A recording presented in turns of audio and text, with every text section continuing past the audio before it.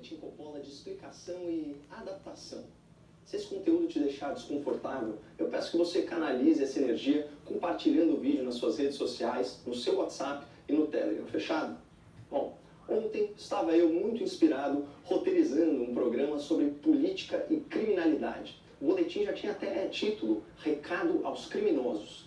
Eis que, de repente, não mais que de repente, eu recebo da direção dessa emissora a seguinte mensagem, que foi endereçada a vários colaboradores e já está publicada até na mídia. Aspas.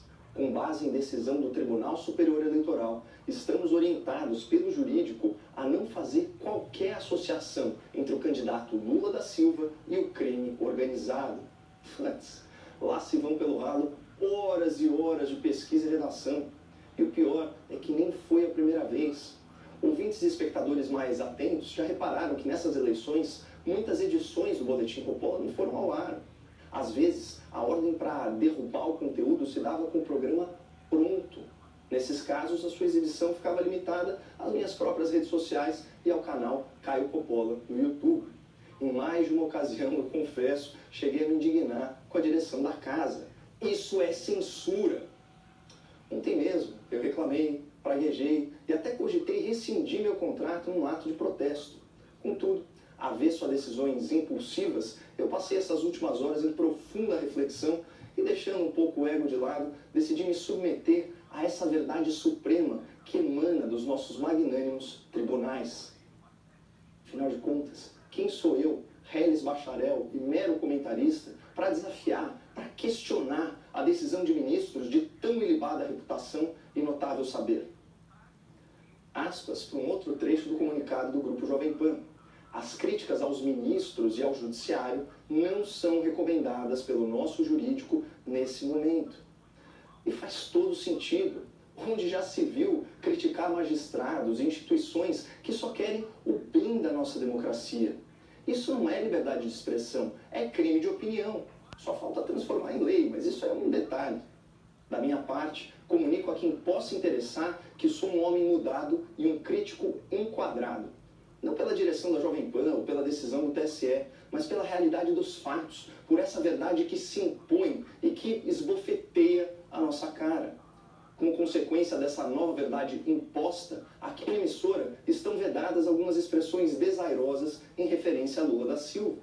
Durante as eleições, o candidato não poderá ser chamado de ex-presidiário, descondenado, ladrão, corrupto ou chefe de organização criminosa. E não poderia ser diferente, pessoal. Quem é mais leigo na ciência jurídica talvez não saiba interpretar corretamente o princípio constitucional da presunção de inocência. E aqueles que desconhecem o nosso direito contemporâneo ainda acham que inocente é aquele que não cometeu o crime. Ledo engano. Segundo o entendimento majoritário do STF, inocente sem culpa é aquele que não possui sentença penal transitada em julgado. Para esses ministros, não é a prova do crime que torna o homem criminoso, mas a conclusão do seu processo. E as ações penais contra Lula da Silva, assim como as suas sentenças condenatórias, foram todas anuladas ou prescreveram. Portanto, aos olhos do Supremo, Lula é tão inocente, tão probo e tão sóbrio quanto cada um de nós. De outra forma, Lula não poderia ser candidato. A propósito, a palavra candidatura vem do adjetivo latino cândidus, que significa alvo, casto, imaculado. Na Roma Antiga, postulantes a cargos públicos trajavam vestes brancas, simbolizando a pureza das suas intenções, a rigidez da sua biografia e a decência do seu caráter. Lula da Silva, esse exemplo de candura, já se declarou a viva alma mais honesta desse país. E quem sou eu para duvidar de uma afirmação tão convicta? Quem sou eu para questionar a legitimidade ou a moralidade da sua candidatura?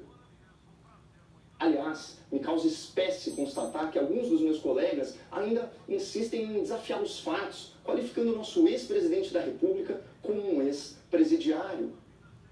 O insulto não procede.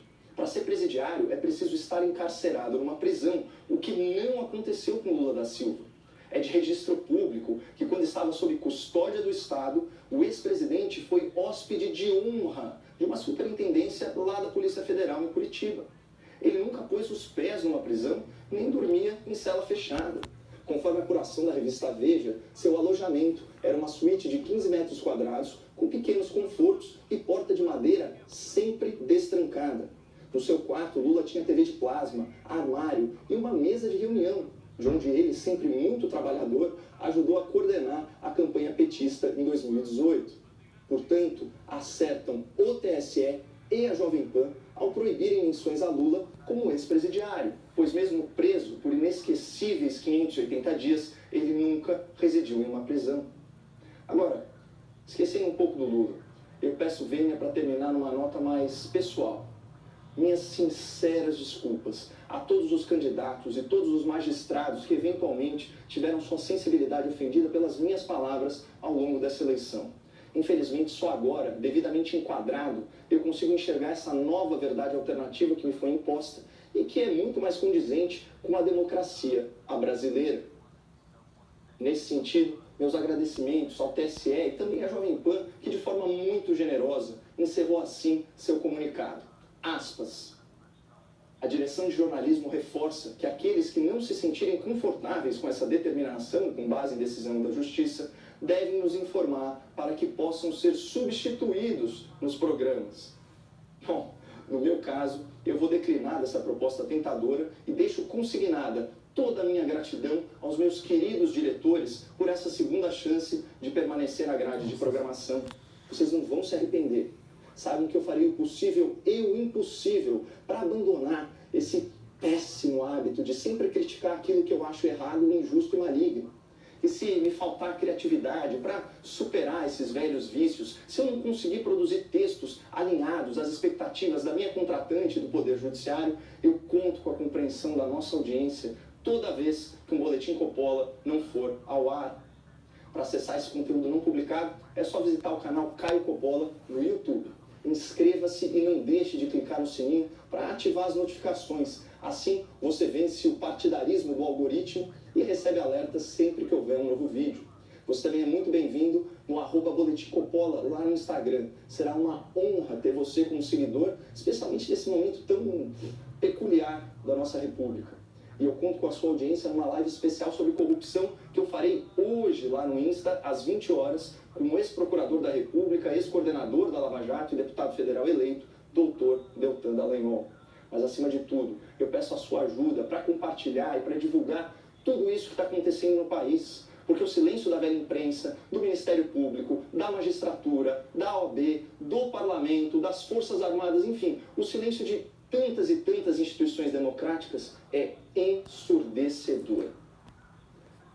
E só para deixar bem claro, a opinião dos comentaristas não reflete necessariamente a opinião do Grupo Jovem Pan, e vice-versa.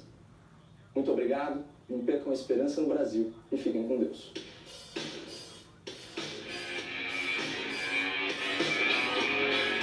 A opinião dos nossos comentaristas não reflete necessariamente a opinião do Grupo Jovem Pan de Comunicação. Realização Jovem Pan News. Jovem Pan apresenta Os Pingos dos Is.